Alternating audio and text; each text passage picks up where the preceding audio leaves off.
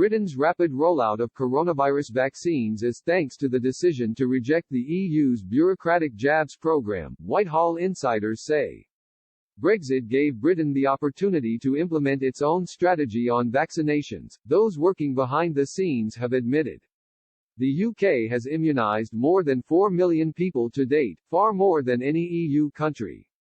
While it would have technically been possible to use emergency powers to approve medical use of the Pfizer and Oxford University jabs while in the EU, the UK would have been forced to join Bloc's vaccine purchase programme. Whether you agree or disagree with the decision to leave the EU, if we were still a member state we wouldn't be this far ahead, one insider said.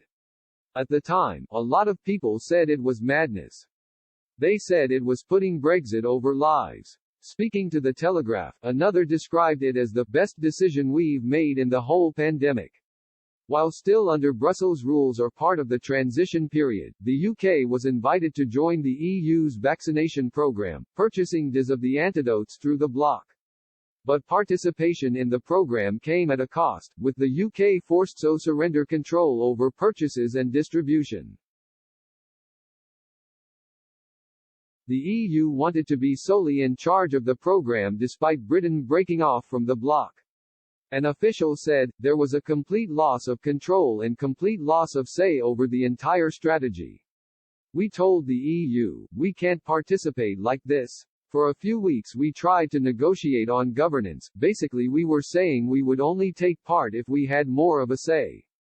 But the EU wouldn't move. Last July the UK wrote the EU to reject the offer and to organise its own vaccinations.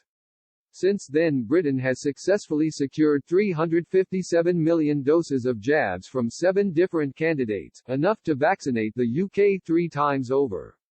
On average 140 people are inoculated every minute in the UK, with plans to ramp up daily jabs in the coming weeks.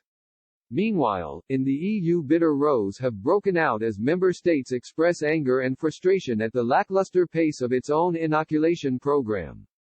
Supplies were not distributed to member states until the last weekend of December, almost a month after it had been approved for use in the UK, and some member states have criticised the limited supply of jabs.